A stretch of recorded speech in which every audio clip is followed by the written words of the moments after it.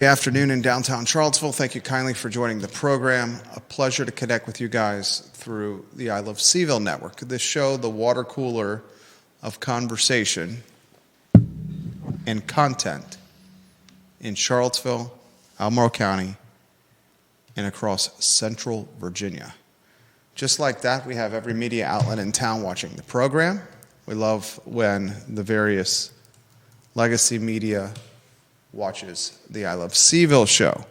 We have a candidate, a third candidate, that has entered the race for city council. Now we have a race that offers competition. Brian Pinkston and Juan Diego Wade are the incumbents. The mayor and the vice mayor. Juan Wade, the mayor, Brian Pinkston, the vice mayor. Now they have some competition, ladies and gentlemen.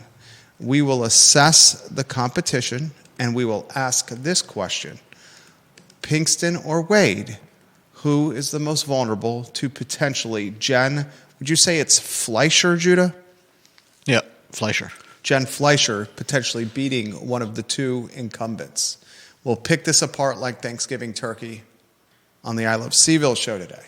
Also on today's program, we're going to talk about Crozet Crepe Company coming to the show, coming to the old Jax's location. Crozet Crepe Company, the likelihood of a crepe company having success in the old Jax's spot. I want to thank Conan Owen of the Sir Speedy business for putting this on my radar. Conan, thank you very much.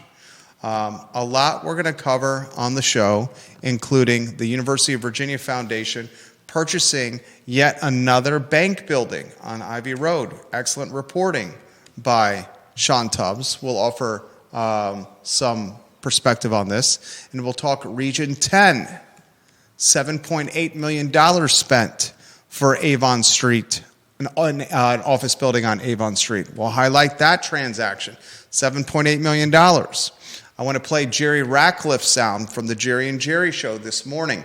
He talks this topic.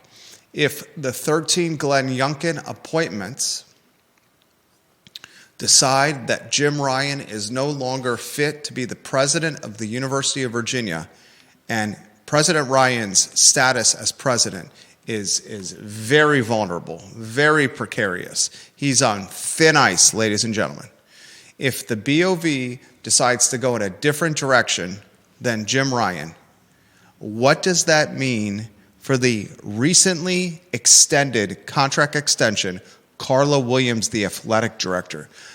Jerry Ratcliffe, the Virginia Sports Hall of Famer, offers perspective on this topic on the record, in front of a camera, behind the microphone on this network earlier this morning, highlighting conversation from two Board of Visitors members on how the dominoes could fall. Giddy up and get ready, ladies and gentlemen, for this sound from the Jerry and Jerry Show this morning. We will highlight a fantastic event, Judah, that's happening at Pro Renata, as we get a visual or two on screen. They're having a comedy night on the 27th of March. Dr. John Shabe, Brian Combs, and the team at Pro Renata in Crozet are absolutely class acts, the best of the best. And on the 27th of March, guys, they are going to welcome a big-time comedian influencer, Judah, Tim Shropshire, yeah. Tim Shropshire, okay. He is coming to Pro Renata. The event is 7 to 9 p.m. at the brewery in Crozet at the Brew Pub. $10 tickets. You can't beat that, guys. You can get an entire table with your friends or your family for $65 for a four-top. And you sit back for a couple of hours and watch some of the best comedy possible in Central Virginia. Very much looking forward to what Pro Renata is doing as they continue to embody the Disney World of Crozet, this experiential business in the foothills of the Blue Ridge Mountains. A lot we're going to cover on the program. Judah Wickhauer, Before we highlight our friends at Charlottesville Sanitary Supply, I want to ask you this question as we welcome you on a two-shot. Our esteemed and valued colleague, which headline most intrigues you and why?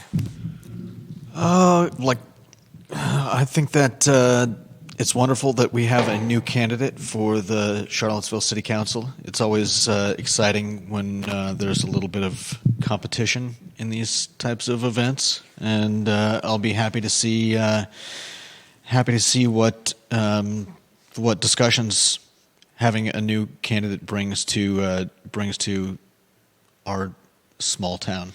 Pinkston or Wade, incumbents, mayor and vice mayor, most vulnerable and why to the new candidate jumping in the mix, Jen Fleischer? Fleischer. Who's most vulnerable and why? I would say Brian Pinkston. That would be my take. And why? People may not like this take, but he's a white male. Shoes Wick, I was going straight to it. Brian Pinkston, most vulnerable to potentially losing the race because of something he cannot control, a white male. I mean, this is Charlottesville. This is Is the white male in Charlottesville the Tesla of automobiles in 2025? I wouldn't go that far, but... Good God, Judah Wickower getting right at it. Good God. Go ahead, make the case for Pinkston being the most vulnerable because he's a white male. Wow. I'm floored by this. I'm not saying you're wrong here. I'm not saying you're wrong here. You are a white male here. I'm not saying you're wrong here, but Jesus, make this point, Judah Wickower. I mean, this area leans heavily to the left, and I feel like identity politics are a strong part of that. And the fact that Brian Pinkston is a white male, I think, puts him at a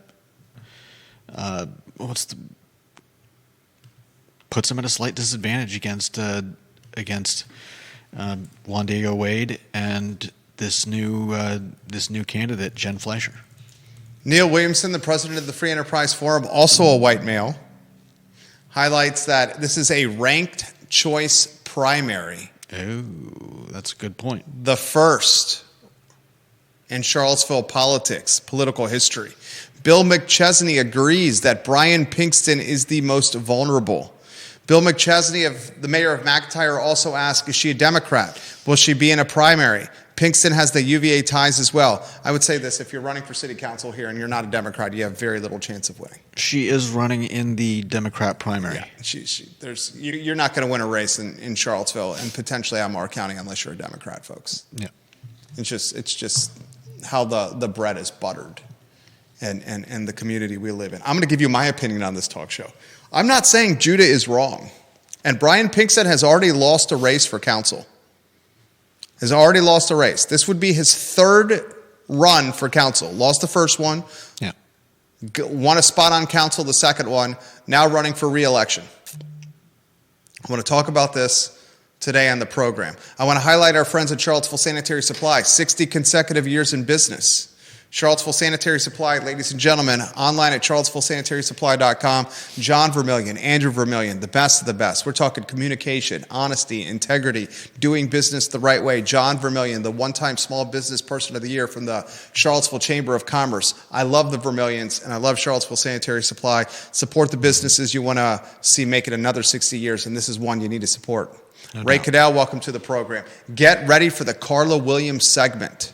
If the Board of Visitors, Jerry Ratcliffe talks this morning on the record, decides to move away from Jim Ryan as the president of the University of Virginia, the talk among board members is Carla Williams may have her contract bought out. Jerry Ratcliffe explains it. We'll play that sound as this show matures in the very near future. Tell a friend the program is going on because this is a damn good show today. The lead of the program, ladies and gentlemen, on a glorious and gorgeous Tuesday afternoon is a new candidate has entered the race for Charlottesville City Council. For a while, we thought incumbents Brian Pinkston, the vice mayor, and Juan Diego Wade, the mayor, were going to have a smooth ride to the finish line. We thought they were going to run unopposed. Hand in hand. Hand in hand like they did the first time. An announcement at the free speech wall. Not only did they make their announcement that they were going to run for re-election, they then proceeded to have a double Dutch jump roping exhibition in front of media at the free speech wall, where Juan Diego Wade was doing the splits, the jumping jacks, and Brian Pinkston was doing his best cartwheels as the double Dutch jump rope was going on. And that may be embellished slightly. I'm flabbergasted by the fact that there is no video whatsoever of this event. They did make their announcement for re-election in front of the free speech wall in the downtown mall. They did do it in cahoots like they did the first time. There was no double Dutch jump roping post-announcement, however. And they do have shared signage. Everywhere in Charlottesville, there's shared signage. You can't miss the signage. Yeah. It's effing everywhere. Now we have a competition. Jen Fleischer. Fleischer? Yes. Jen Fleischer. Jen, you're welcome on this program. She's a program officer at the Blue Ridge Health District. She filed paperwork yesterday. She said, I'm going to run as a Democrat, and I'm going to get in that June 17th primary. And Jen says, you know what? Pinkston or Wade are going down. One of the two. She, ladies and gentlemen, jumped on the scene when she helped manage the infrastructure behind the vaccination sites that the Blue Ridge Health District had to host during the pandemic and COVID. She helped manage the vaccination sites in this health district, mobile vaccination programs throughout the region. Mm-hmm. She is a massive advocate. Jen Fleischer of regional transit, a massive advocate of, this is a page straight out of Natalie Olstrand's book, calming traffic. It's a new phrase, the calming traffic, the road diet is a new phrase that's circulating in 2025. I love these branding terms that get hurled around. I mean, if road diet, calming traffic, right? Mm-hmm. Yeah. It's just these little catchphrases, this little like word salad, if you may. But she wants what a lot of people want, crosswalks and sidewalks and mixed-use paths and a regional transit system.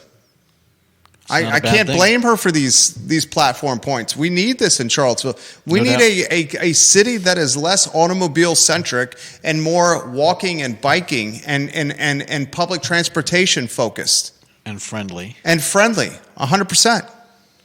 She is an extremely viable candidate. The activists in this community, led by the Gilligan Gang at Livable Charlottesville, already endorsing Jen Fleischer as a very viable candidate and utilizing their platform saying that we have 3 very good candidates for council. Mm-hmm. The logical segue to this, Judah Wickower, as we put the second headline on screen, whose lunch is she going to eat? Whose Twinkies are she going to steal? Whose Cool Ranch Doritos are she going to gobble? Whose peanut butter and jelly sandwiches minus the crust, because Mom always cuts the crust before she puts it in your Charizard lunchbox, is she going to take at the cafeteria in the high school? Is it going to be Pinkston's Cool Ranch Doritos? Is it going to be Juan Diego Wade's Little Debbie Ho-Ho's? Or do Pinkston and Wade win in convincing fashion and utilize the value proposition of being an incumbent in a Charlottesville City Council race that will be now much closely followed with 3 candidates on the Democratic primary ticket? Judah Wickower, I can't wait to hear you continue your argument that Pinkston is the most vulnerable because he's the white male, the Tesla of automobiles, if you may.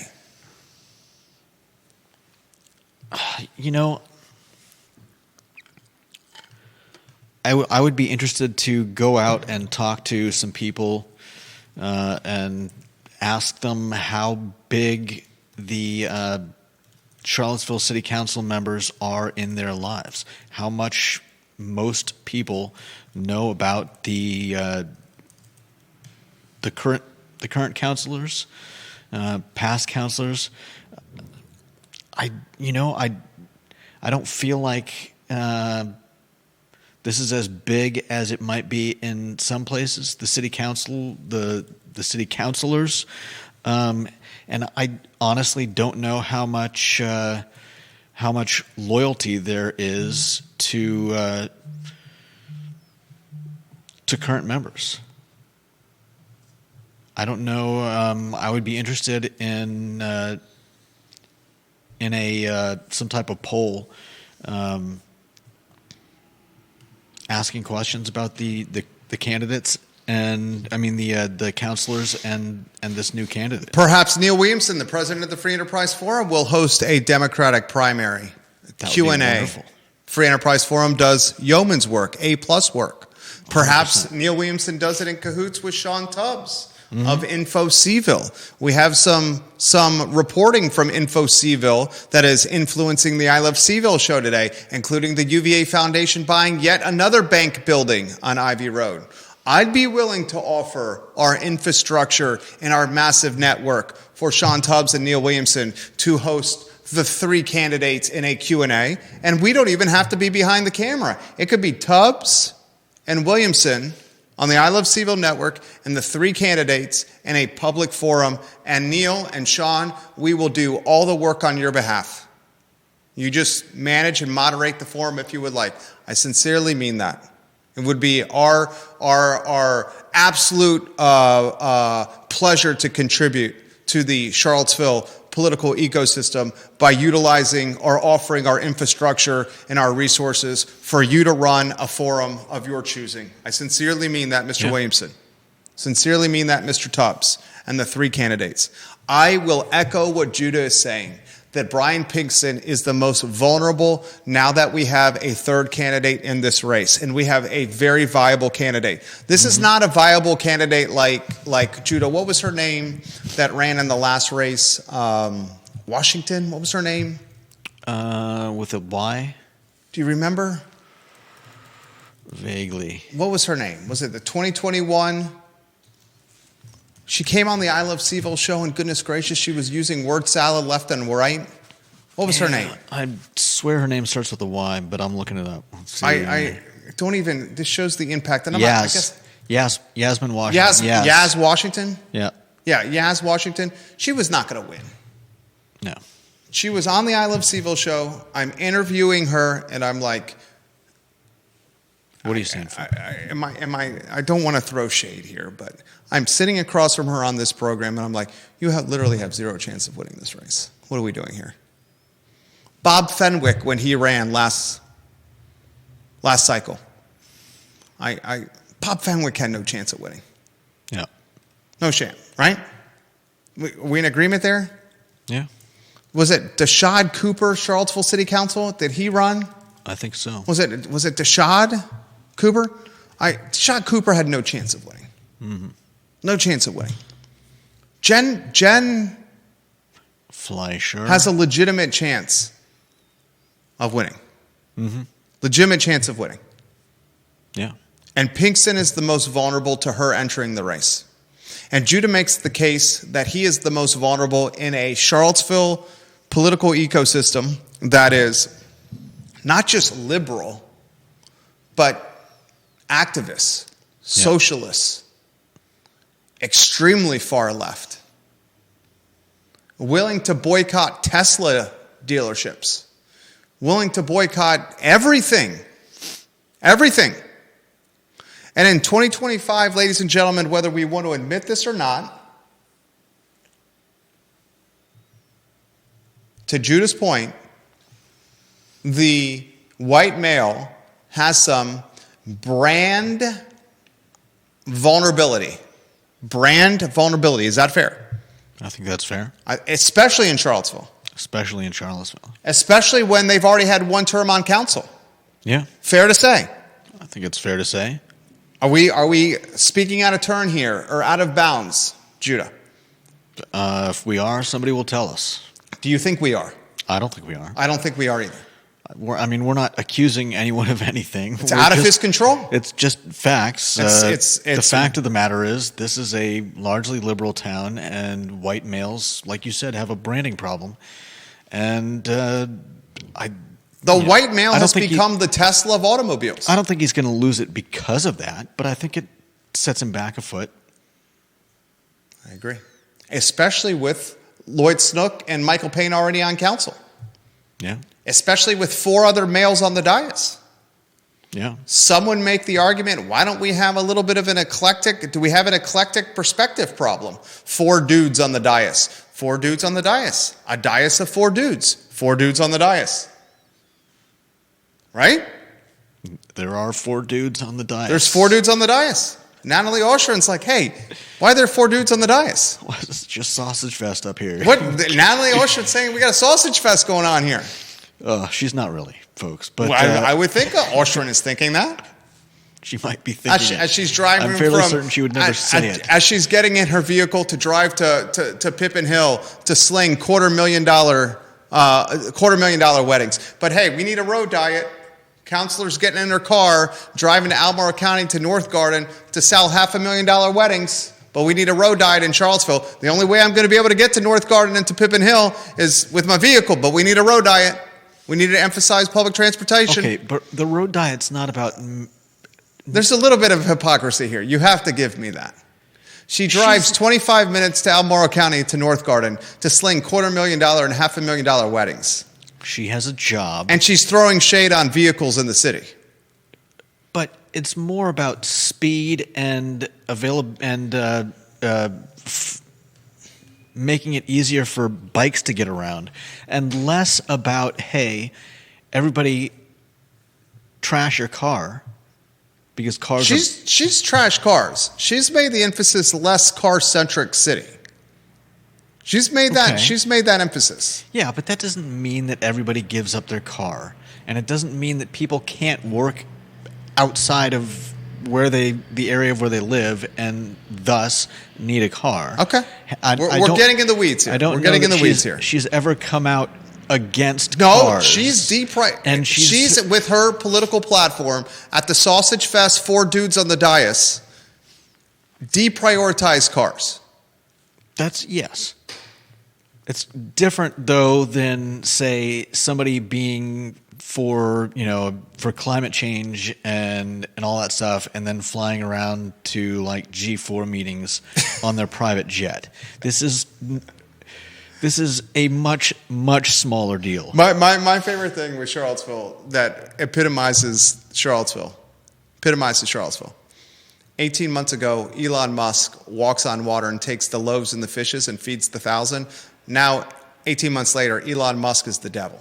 Drawing and hundreds to boycott a place where he doesn't even have the first doorpost put up. It's not even open yet. It's not even a dream yet, really. There may be a lease. There's probably a lease, but it's not like they've started building this place. And that bevy of boycotters is anti-Tesla and electric vehicle, but pro-environment and anti-pollution that comes from automobiles. And who's the biggest seller of make it make sense here? Electric automobiles in the U.S. Make it make sense here. A bevy of boycotters boycotting electric vehicles while at the very same time championing the environment and anti-pollution from automobiles. And 18 months ago, Musk was Jesus, and now 18 months later, Musk is Lucifer. And most of it is because of a gesture that can be seen one way, but could just as easily have been a harmless gesture. I'm not going to get into that because it's utter insanity to fall down that rabbit hole. Ginny Who watching the program with the retweet. Deep Throat watching from his ranch in Montana, adjacent to the Duttons. Beth and Rip right now having a little boom shakalaka in the barn. I love Yellowstone. That was a Yellowstone reference. You've never seen Yellowstone. But they get it on in the barn? Oh, they get it on. They get it on everywhere, Rip and Beth. Everywhere. Okay. They do. That's good to know. There's just sexual chemistry with Rip and Beth. Deep Throat says, I'm glad there's some political competition, but the new candidate does not seem that different from Wade and Pinkston. She's not. That's why I said... We're running the same candidates here. All three are the same candidates. One just happens to be a woman. I mean, when only a Democrat can run for city council, there's definitely going to be less differences. GP Tarver says, oh, Judah, she's anti-car for sure. Natalie Olstrin. The four dudes on the dais in the sausage fest. Natalie Olstrin is anti-car for sure. Yeah, but she's not... I don't think she would ever... She would never ask everyone to give up their cars. Even people that are anti-car know that people have to drive cars. I don't think that's actually the mindset anymore. You think that they... The mindset is trending to one vehicle per household or no vehicle per household. And the hypocrisy or the irony, depending on how you look at it, is that she drives 20 minutes, 25 minutes to sling $250,000 weddings in her car. Okay, yeah, I know. That you don't find that ironic or hypocritical in any capacity? I mean, if somebody can show me a quote where she's outright like... Oh, the viewers and listeners will. Deep Throat, GP Tarver, Deep Throat, I would love to get that quote that we can reference right there for Judah Woodcower. I mean, Kevin Yancey says they're not anti-electric vehicle, they're just anti-Tesla, the bevy of protesters. Yeah, but that's... No. I get that. I think you're going to make a really good point here. Make the point. I think you're really going to make a really good point here. Tesla is the leader in EV cars in America. They've led the way, paved the way, not only in EV batteries, but in setting up stations, because obviously not everybody who wants to buy a Tesla can afford to put in a Tesla charger in their garage. I don't think. Maybe it's cheap now and everybody can do it. But then there's the fact of driving around. What if you're driving to another state? You need to be able to stop somewhere and charge your vehicle. You've put it the best in the fact that a year ago, 18 years ago, this guy was Jesus Christ. I wouldn't go quite that far. 18 years ago, this guy was Kobe, was Michael Jordan. 18 years ago, this was the Pope. 18 years ago, this was Mother Teresa. 18 years ago, this was, who is the most beloved person on the planet right now? Seriously, who is the most beloved person on the planet? So I'm genuine question, viewers and listeners, who is the most beloved person, idolized, respected person on the planet? Right now or back then? Yeah, right now. The most beloved. Who is, viewers and listeners, Neil Williamson, Bill McChesney, GP Tarver, Vanessa Parkhill, Logan Wells Claylow, Kevin Yancey, Daily Progress, NBC 29, CBS 19, everyone watching the program, Ray Cadell, Spencer Pushard, TJ Stargell, Denise Young. Who's the most beloved person on the planet? Who? Put it in the feed, please. Do you have an answer to that? Because that was Elon Musk 18 months ago with the activists and the left-leaning ideology. Now, 18 months later, this man is Lucifer walking around. He is Lucifer. You've never seen an about-face like this. Maybe in American history. I don't know about that. Who? In American history, who has seen a brand do a complete 180 like this? Viewers and listeners, Holly Foster and Henrico, our friends in Tennessee and Georgia and West Virginia that are watching the program. I stand on the fact that I've never liked Elon Musk. Okay, Judah's never liked Elon Musk. Left, right, or center, I just... GP Tarver says Pope. The Pope. Kevin Yancey says Pope.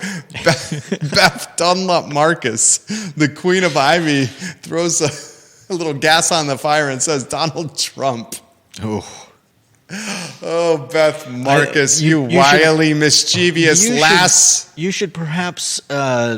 She's chuckling right now watching the program. Yeah, probably. Oh, we got a quote from Neil Williamson for Judah Wickhauer on Natalie Ostrin. Finish your thought, Judah Wickhauer, and then I'll get to the Neil Williamson quote. I was going to say it might be better to ask that question in God, I terms love of, you, Neil Williamson. In terms of across the aisle, across both sides.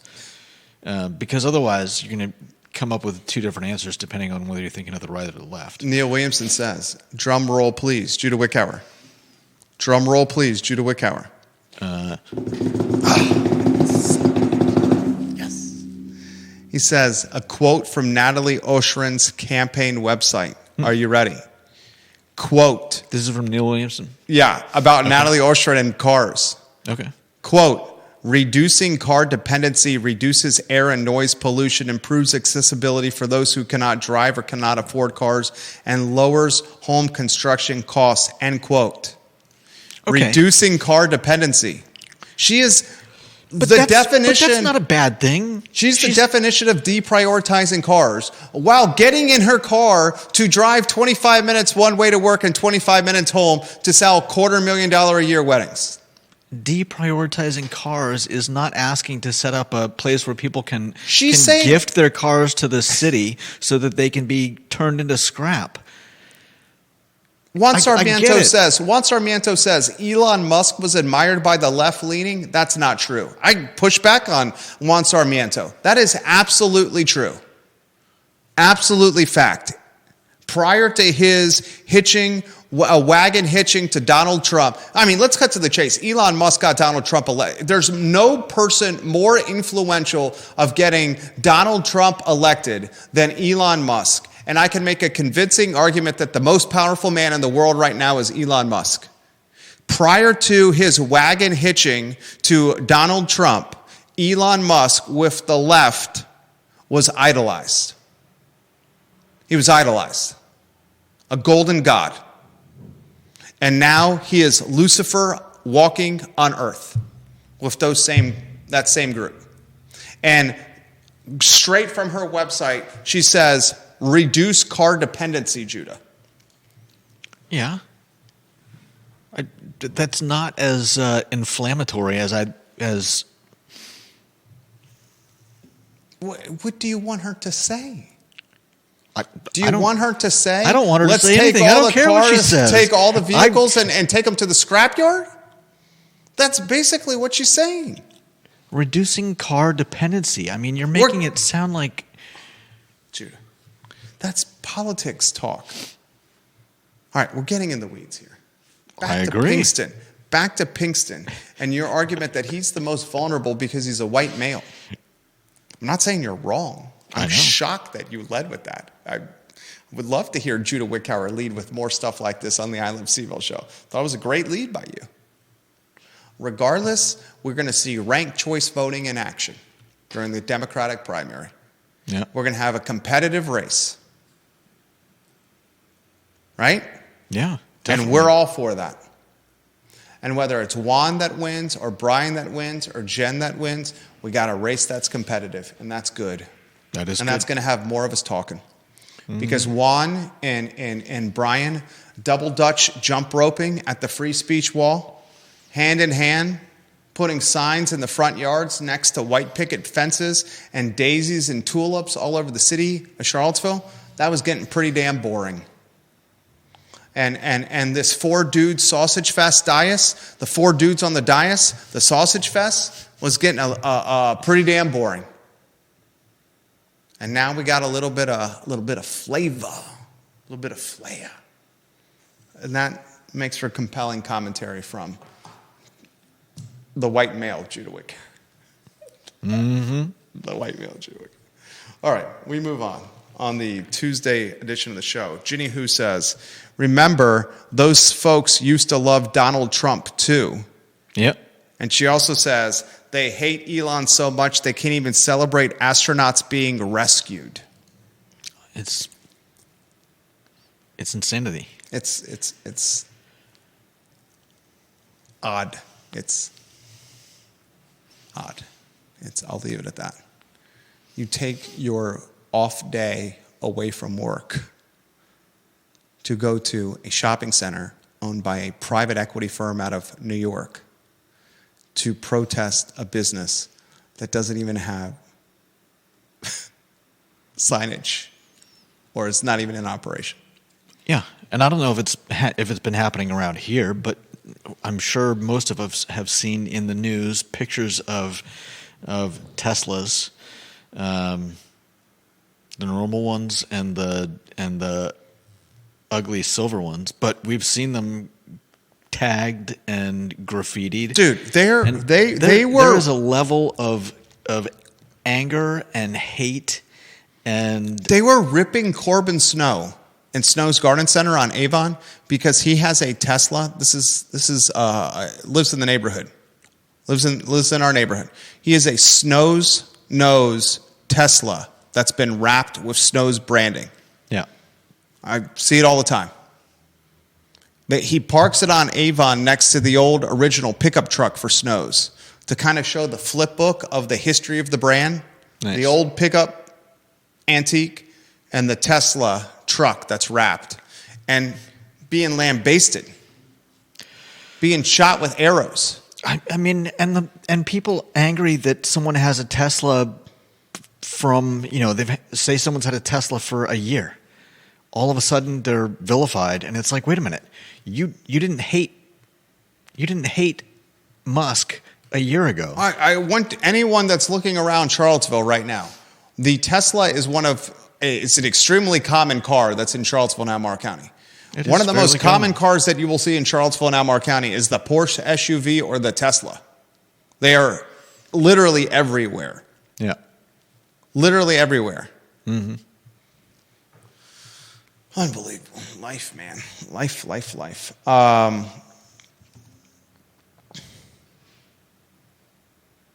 Bill McChesney says Elon Musk, his space program, just retrieved the astronauts that Boeing spaceship left stranded on the International Space Station. That's great news. Yeah. No one wants to see astronauts dying in space. John Blair says the most beloved person on the planet is probably Pope Francis. Yeah. Pope's right up there. Pope's beloved.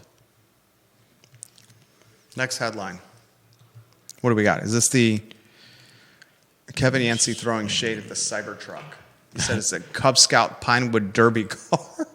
I mean, that truck does deserve shade. It's David Trecorici, the owner of Skoom's, got a Cybertruck. Oh, I'm sorry.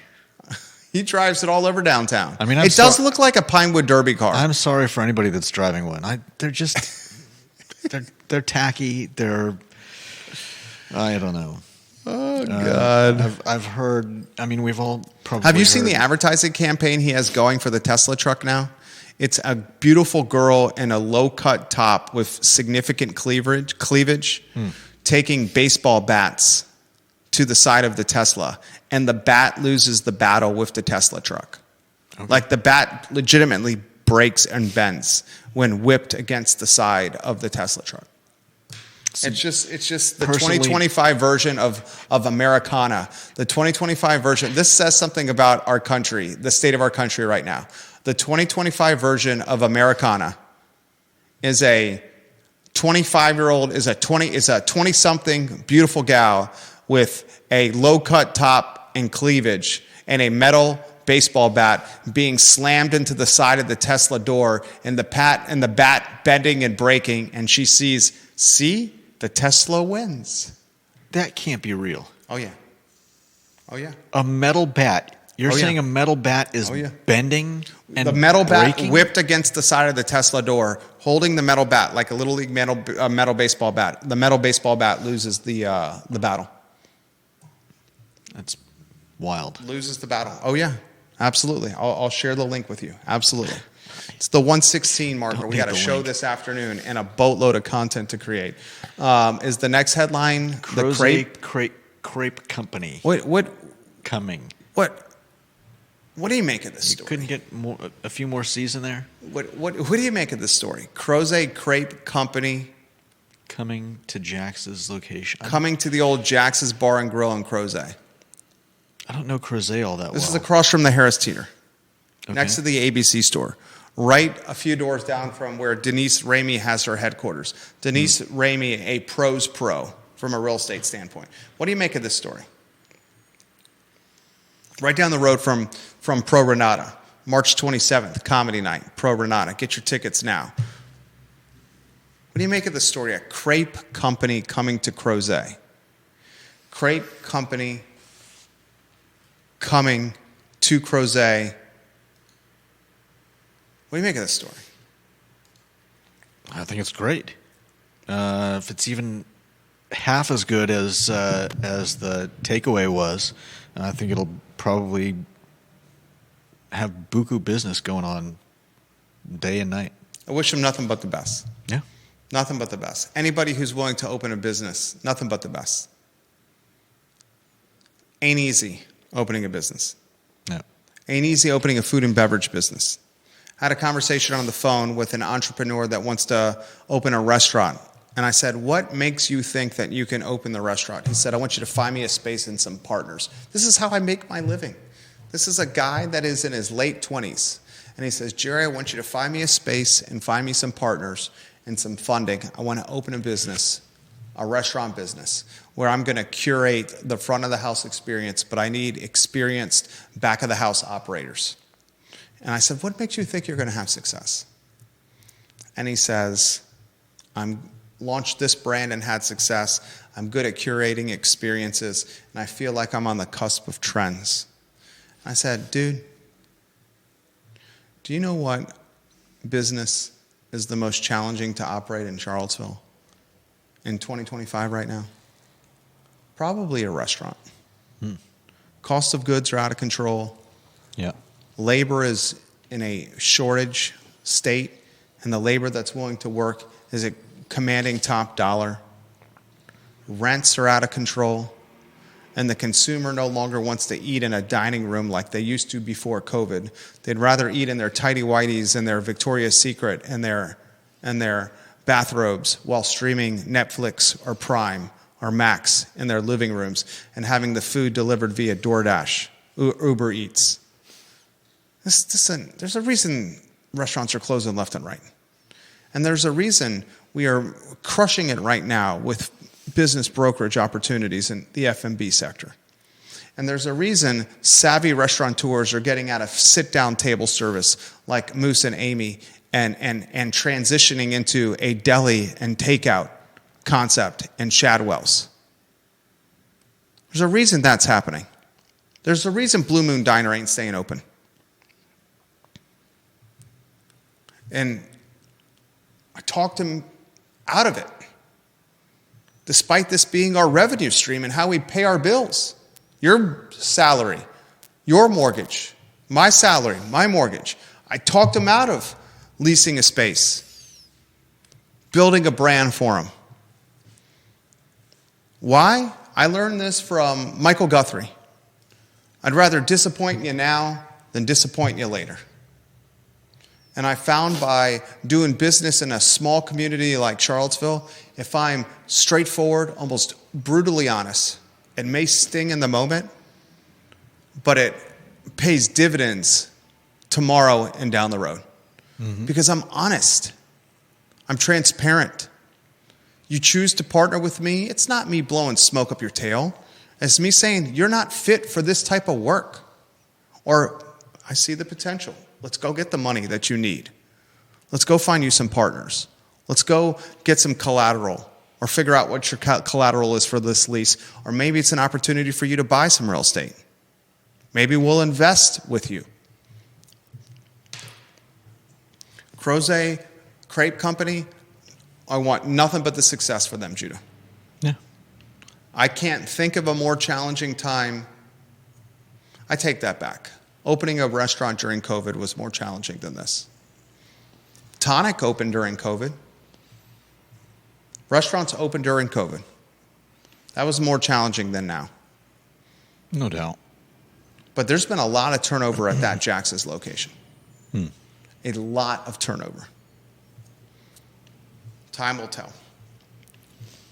GP Tarver says, Crepe Company is going to need lots of luck if they are opening there. The location is tough and the economy right now is not helping. 100% right. 100% right. GP Tarver also says this. GP Tarver, you're making the program better today. I hope you watch more of the I Love CVille show because you've made the program better today. People have also threatened to cancel accounts with Snows due to Corbin wrapping that truck. They're the most kind, giving family who have made such a positive impact on this community for literally generations, and they are being judged by the purchase of a vehicle. I don't like Elon either, GP Tarver says, but people are being ridiculous. I concur. Yeah. Corbin and Snows, an asset to this community. I hope Corbin Snow hears what I said. An asset to this community, Corbin and the Snows brand. Mm-hmm. An asset. And to be stigmatized by an automobile, by a vehicle, it's just I can't even comprehend. I just don't understand it. It's deranged. I just don't understand it. I don't understand it. Next headline at the 123-minute marker. Judah, what do we got? Next up, we've got UVA trying to bring some affordable units to 1,000 Wertland.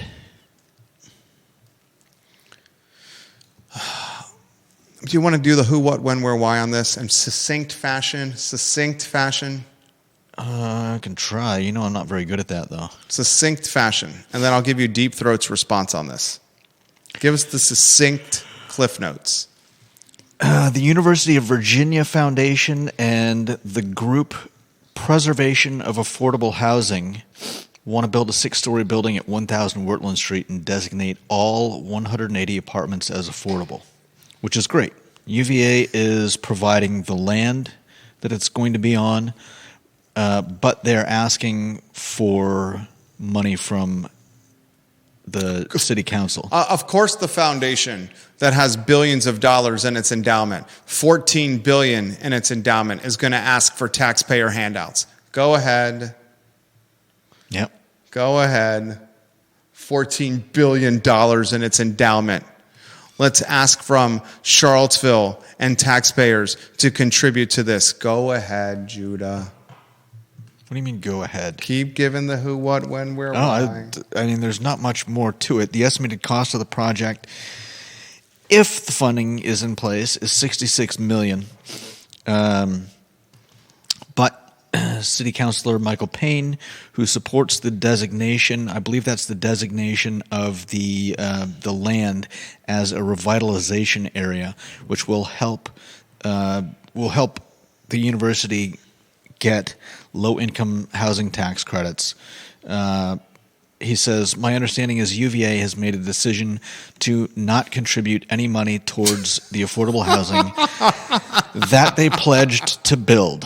So if they submit a low-income housing tax credit application, they're going to need the city to spend that money for their application to be competitive, meaning other people are applying for those tax credits, and they really want those tax credits.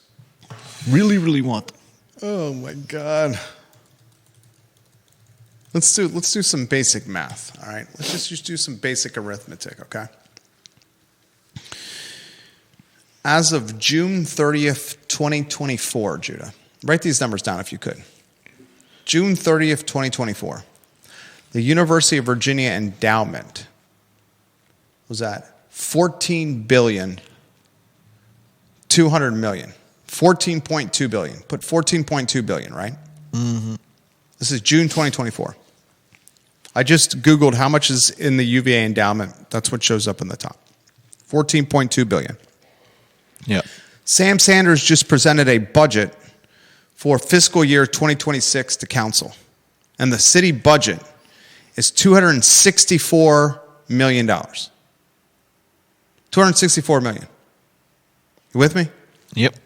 Let's just use back of the napkin numbers. Let's say the city budget's $250 million. Okay? $250 million for the city budget. And let's say in the endowment there's $14 billion.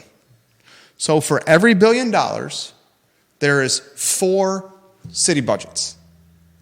You with me? Yeah. So that means we can take 4 and times it by 14 and realize that the University of Virginia endowment is 56 times the size of the city of Charlottesville's budget. 56 times the size. Back of the napkin. And if they had all 14, let's just, like you said, make it simple and call it simple. 14 billion. If they had all of that making, I mean, what's a conservative estimate? 7%? Yeah. 8%? How much would 9% compound? How much is that growing a year? A lot. I can't figure that out right now. My calculator doesn't go that high. Okay, wait. My iPhone calculator is not going to do that. Yeah. UVA. Got to get those tax credits. We're gonna create affordable housing. Well, we're not going to give you any money. This is the definition of a street hustler. Yeah. The definition of the guy with a box on the corner of Midtown Manhattan with an ace of diamonds, an ace of spades, and an ace of hearts, getting you to bet $10. You win the $10 bet, and then you up it to 100, and you have no chance of winning. Mm-hmm. And here is City Manager Sam Sanders being circumspect. Circumspect. He says, I can also share that I've had conversations with university leadership indicating to them the concern that there might be resistance or reluctance by council to engage in funding the project. I'd call that circumspect. Deep Throat says this. One thing to point out about the Wertland project. POAH, that's the acronym for what's the affordable housing? Are you kidding me? Preservation of affordable housing. Okay. POAH. Yeah. Preservation of POAH. affordable housing. POAH. I think maybe I misheard, but I thought I heard you say POOH. No. I didn't say poo. That's what I didn't say poo. That's what I thought I heard. Poo. POOH. POOH is not one of the usual suspects, Deep Throat says, doing affordable housing in Charlottesville. No. This project is for 180 units at $66 million. Example, land total cost is $365,000 per unit. That's not bad. Our friends at CRHA, by the way, Charlottesville Redevelopment and Housing Authority, missed another deadline to get their South First Street project going, necessitating City to extend the deadline again for its $3 million support. South First Street is slated to cost over $650,000 per unit. What in the HE double hockey sticks, Deep Throat says. Why doesn't council ask why Pooh can produce units so much more cheaply than Charlottesville Redevelopment and Housing Authority? And perhaps say that it is done funding CRHA and funding POHA. POAH. No.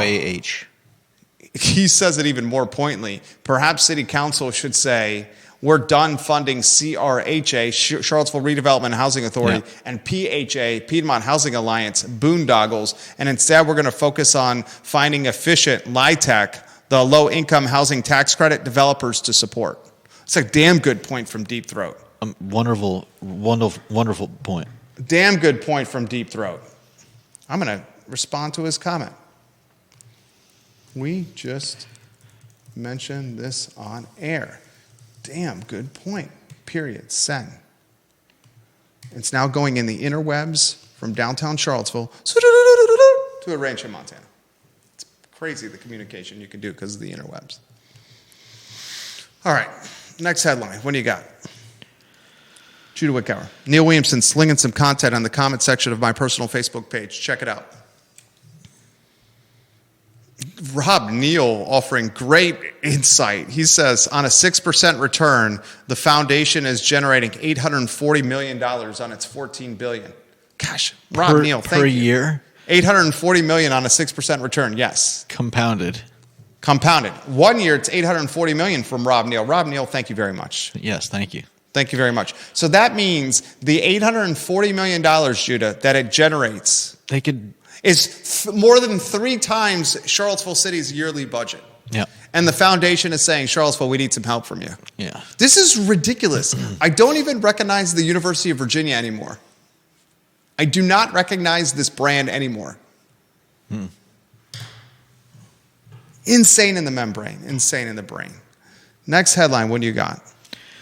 We are continuing on the subject of UVA with the foundation buying a bank. Okay, I want to save this headline and the next headline. Sean Taub's great reporting. The UVA Foundation, this will be on tomorrow's show if you want to earmark these for tomorrow when we're scrambling for headlines, because this is not how we make our living. We do not make our living doing this. The University of Virginia Foundation, Sean Tubbs reports, purchased 2100 Ivy Road for $2,625,000. That was the site of the old Wells Fargo Bank. The purchase price is 22.666% above the 2025 assessment of $2.14 million. Interestingly, in that same story, Region 10 Community Service Board purchased the office building at 1110 Avon Street for $7.8 million. Unbelievable. These Region 10s and these nonprofits just have obscene amount of money at their disposal. It's unbelievable to me. I want to highlight these transactions, which you can find on Sean Tubbs' website on tomorrow's edition of the I Love CVille Show, because it's paramount I play the sound from Jerry Ratcliffe's program, the Jerry and Jerry Show today. Is that the last headline, the Jerry and Jerry Show headline? That was number 7. Okay. We want to remind the viewers and listeners that there's a fantastic comedy night going on at Nata on March 27th. $10 tickets, some of the best comedy that you will find in the Commonwealth of Virginia, ladies and gentlemen. I'm going to close the show with audio from the Jerry and Jerry Show and Virginia Sports Hall of Famer Jerry Hootie Ratcliffe. John Blair says, believe it or not, I lived at the site where the Wertland project is being proposed. I lived there with 6 other guys, and we all paid $200 a month from 2002 to 2003. $200 a month. He said he also lived on Cherry Avenue for $75 a month for one room in 2001. It is absolutely insane to me. I moved out of the villas at Southern Ridge and transitioned it from a condo that I owned and lived there as my primary residence into a condo I owned and rented. And this was in December of 2013. In December of 2013, Judah, that Villas at Southern Ridge 3-bedroom, 2-bath condo, I rented it to a single mom with 4 children, for $1,000 a month. That condo, 12 years later, is approaching $3,000 a month in rent. Mm-hmm. From 2013 to 2025, it's gone from $1,000 a month to $3,000 a month. This is fun. Insane. Insane. All right, we're going to close on what I found to be jaw-dropping commentary and jaw-dropping reporting from Jerry Ratcliffe, the Virginia Sports Hall of Famer. I will set the stage. If the Board of Visitors chooses to fire Jim Ryan, who is on shaky ground at best, the Board of Visitors may also choose to buy out Carla Williams and her contract. In fact, many on the Board of Visitors, according to Jerry Ratcliffe, who you will hear in a matter of moments, were completely infuriated by Jim Ryan extending Carla Williams' contract as athletic director at the University of Virginia. Here is Virginia Sports Hall of Famer Jerry Hootie Ratcliffe, an award-winning writer who just went to his 51st straight ACC basketball tournament, talking about what he has heard from Board of Visitors members as it pertains to Jim Ryan's employment status and Carla Williams' future at the University of Virginia. Do you have that sound? I do. We're going to play this sound, and then we'll end the show. 3, 2, 1. He says, if a head coach is looking for an athletic director and a school president to have his back, how is Jim Ryan's tenure with the Board of Visitors and Carla Williams' status with the powers that be looking right now? I'll add some color to this comment here. Jim Ryan is 110% in the crossfire of the Board of Visitors, where 13 of the appointments are Glenn Youngkin's appointments, and the 13 appointments of Youngkin, their ideology does not match with Jim Ryan's way of governing a school. You're exactly right. I will also offer a little color here on Carla Williams. Push back on Mr. McChesney with Carla Williams. She was extended with her contract. So Jim Ryan's his presidency is on vulnerable ground. Carla Williams did get a contract extension. She did, and from what I've heard from a couple of Board of Visitors members through the grapevine is that part of the BOV did not want her to be retained, and that should there be a change in school presidents, that there could be a move to buy her out. Wow, that right there is fresh news that I have not heard from Jerry Ratcliffe. Now, I don't know that that's going to happen, but I know that it has been discussed. I had not heard that. That right there is one of the best tidbits of information on the show right there. Yeah. So, and that was told from two different Board of Visitors to two colleagues of mine, and I thought that was interesting that they would say that, even though the situation seems to be really up in the air with Ryan and the BOV.